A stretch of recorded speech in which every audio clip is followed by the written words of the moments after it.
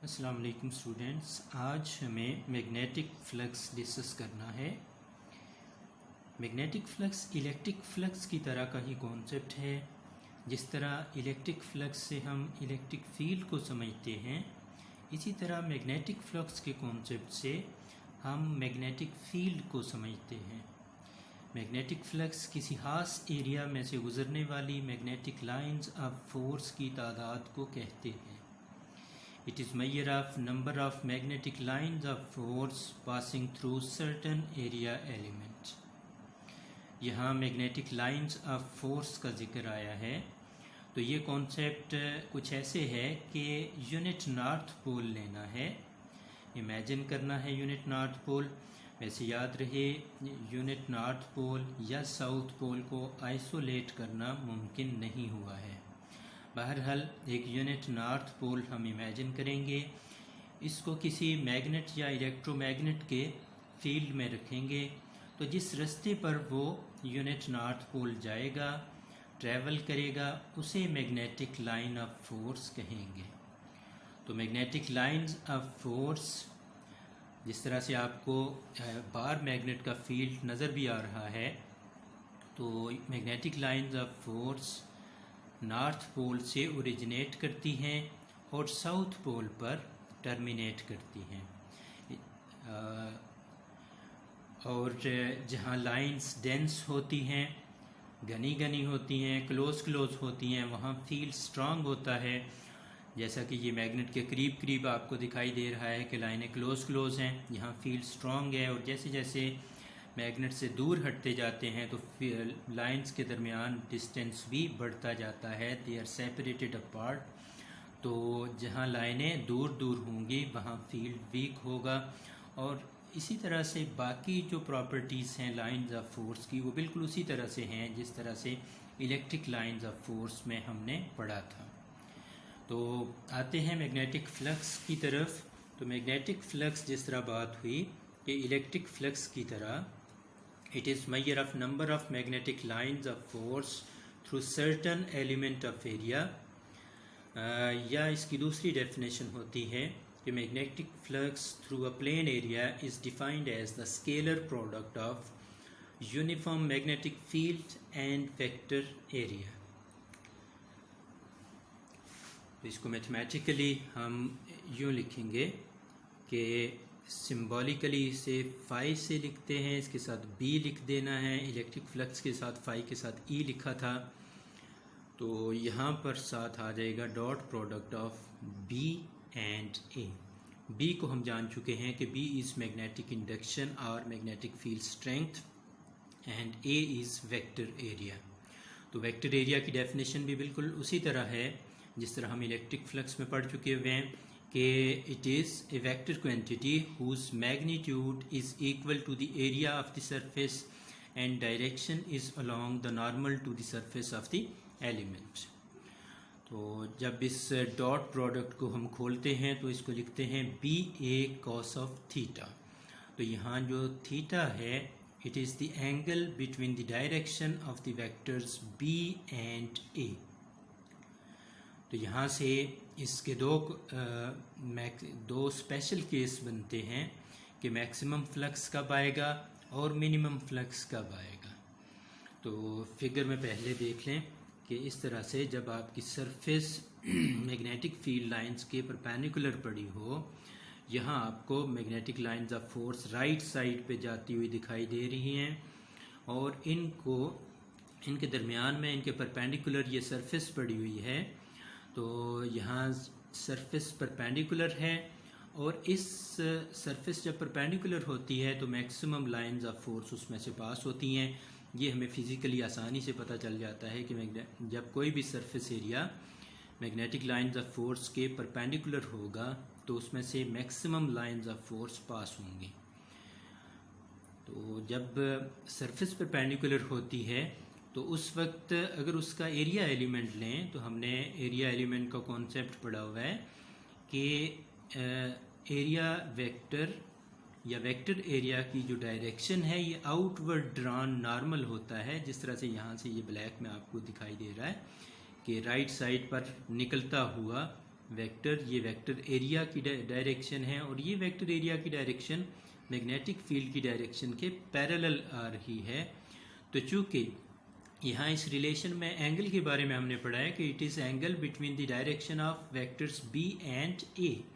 तो बी और ए दोनों वेक्टर्स सेम लाइन में हैं, पैरेलल हैं।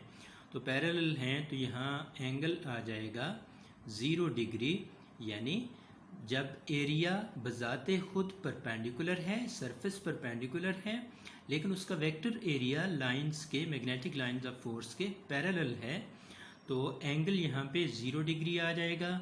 और 0 डिग्री पुट करेंगे यहाँ पर तो cos 0 1 हो जाएगा और फाई आपके पास आ जाएगा b इंटू ए। तो ये मैक्सिमम फ्लक्स होगा जो किसी भी सरफेस में से पास हो सकता है, और ये उस वक्त पास हो सकता है जब सरफेस परपेंडिकुलर हो और या वेक्टर एरिया फील्ड लाइंस के पैरेलल हो। दोनों एक ही चीज़ को डिस्कस करते हैं। इसी तरह से इसका दूसरा मिनिमम फ्लक्स वाला केस है कि if the area is held parallel to the magnetic field lines.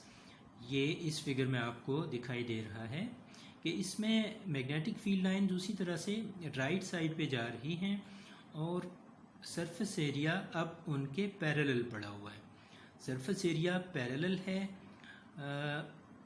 तो हम देख सकते हैं, इमेजिन कर सकते हैं फिजिकली कि सरफेस अगर पैरेलल पड़ी हुई है तो उसमें से कोई फ्लक्स पास नहीं करेगा, कोई भी लाइन पास नहीं करेगी।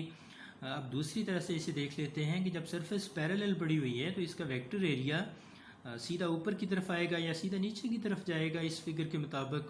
तो ऊपर की तरफ हमने वेक्टर एरिया दिखाया है, ये वेक्टर एरिया, और ये फील्ड लाइंस के हमें नज़र आ रहा है परपेंडिकुलर पड़ा हुआ है। तो इसका मतलब हुआ कि जब सरफेस एरिया पैरेलल होता है, सरफेस पैरेलल पड़ी होती है मैग्नेटिक फील्ड लाइंस के, उस वक्त उस सरफेस के वेक्टर एरिया और मैग्नेटिक फील्ड लाइंस के दरमियान एंगल 90 डिग्री होता है। तो 90 डिग्री का मतलब है कि दे आर परपेंडिकुलर।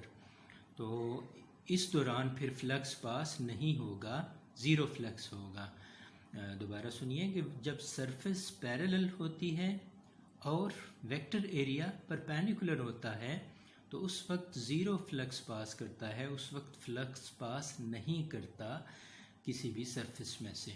इस चीज़ को मैथमेटिकली फार्मूला में देखें तो यहाँ थीटा 90 डिग्री होगा तो phi B will be equal to B A cos of 90, और कॉस 90 चूँकि ज़ीरो होता है लिहाजा फ्लक्स ज़ीरो हो जाएगा। तो जनरल केस जो होगा वो ये होगा कि सरफेस आपकी बाज़ दफ़ा ऐसे होता है कि ना ही परपेंडिकुलर होती है ना ही वो पैरेलल होती है। इसी तरह से वेक्टर एरिया भी ना ही पैरेलल होता है ना ही परपेंडिकुलर होता है। तो वो बीच का कोई एंगल बनाता है 0 से 90 के बीच। तो वो कुछ इस फिगर की तरह की बात बनेगी कि जब सरफेस एरिया वेक्टर एरिया और बी के दरमियान कोई एंगल थीटा होता है अदर देन 90 एंड 0 डिग्री, तो उस वक्त भी फ्लक्स होगा, लेकिन वो मैक्सिमम फ्लक्स से कुछ कम होगा और ज़ीरो फ्लक्स से कुछ ज़्यादा होगा। और जो भी एंगल वेक्टर एरिया और मैग्नेटिक फील्ड लाइंस के दरमियान बन रहा है वो एरिया, वो एंगल हम यहाँ इस फार्मूला में जाके कास थीटा के साथ पुट करेंगे तो कास थीटा की वैल्यू एडजस्ट करेगी उस फ्लक्स की वैल्यू को, और वो फ्लक्स यकीनन मैक्सिमम फ्लक्स से कुछ कम आएगा और मिनिमम फ्लक्स से कुछ ज़्यादा होगा, लेकिन होगा ज़रूर। ज़ीरो फ्लक्स सिर्फ इस केस में आता है, इसके अलावा बाकी केसेस में फ्लक्स ज़रूर होता है। आगे बढ़ते हैं, अब देखते हैं कि flux through a curved surface. ये तो हमने अभी तक पढ़ा कि फ्लैट सरफेस में से फ्लक्स किस तरह से होता है।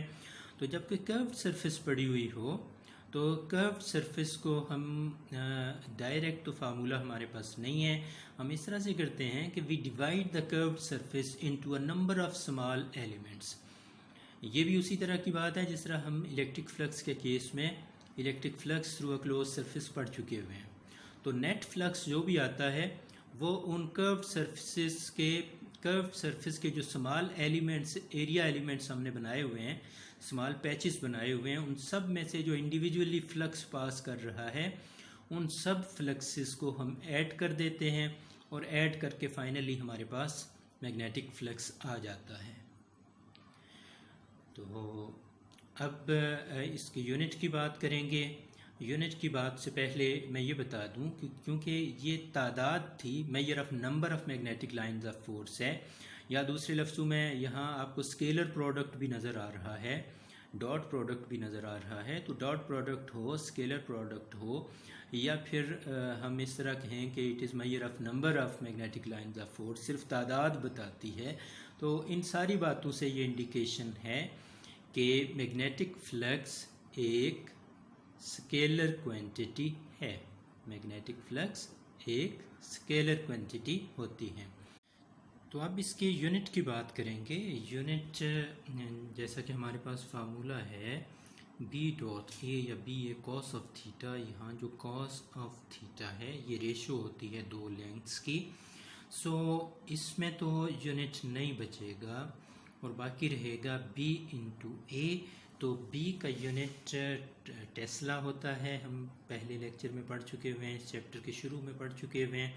तो सिस्टम इंटरनेशनल में जो यूनिट बनेगा फ्लक्स का वो यूँ आएगा कि यूनिट ऑफ b होगी और यूनिट ऑफ एरिया होगा।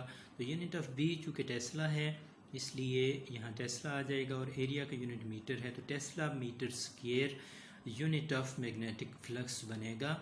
और मैग्नेटिक फ्लक्स के यूनिट को वेबर साइंटिस्ट के नाम पर वेबर नाम दिया जाता है। तो 1 weber is equal to tesla into metre square. तो इसको सिम्बॉलिकली W इंटू बी लिखते हैं, W कैपिटल में लिखना है और B आपने स्मॉल में लिखना है। तो टेस्ला का यूनिट लिखेंगे न्यूटन पर एम्पियर पर metre into metre square area का आ जाएगा। तो 1 मीटर से कट जाएगा तो ये बचेगा 1 weber is equal to newton metre ampere inverse. तो यहाँ इसी से जुड़ती हुई एक और डेफिनेशन पर हम जाएंगे which is magnetic flux density. तो मैग्नेटिक फ्लक्स डेंसिटी जिस तरह बाद में अभी हम देखते हैं कि ये मैग्नेटिक इंडक्शन या मैग्नेटिक फील्ड स्ट्रेंथ को ही रिप्रेजेंट कर रही होती है। तो magnetic flux density is the magnetic flux per unit area of a surface perpendicular to a magnetic field. यानी कोई सरफेस जो परपेंडिकुलर पड़ी हुई हो मैग्नेटिक फील्ड के, उसके यूनिट एरिया में से कितना फ्लक्स पास कर रहा है, इसे हम मैग्नेटिक फ्लक्स डेंसिटी कहते हैं। और यहाँ ये ऑब्वियस है कि अगर फील्ड स्ट्रांग होगा तो यूनिट एरिया में से ज़्यादा लाइंस पास होंगी, और अगर फील्ड वीक है तो फिर यूनिट एरिया में से कम लाइनें पास करेंगी। तो इस तरह से magnetic flux density strength of magnetic field को बयान कर रही होती है। इसी वजह से ये दूसरे लफ्ज़ों में डेफिनेशन है मैग्नेटिक इंडक्शन की या मैग्नेटिक फील्ड स्ट्रेंथ की। तो अभी हम देखेंगे इसका यूनिट भी मैग्नेटिक इंडक्शन वाला ही आ जाएगा।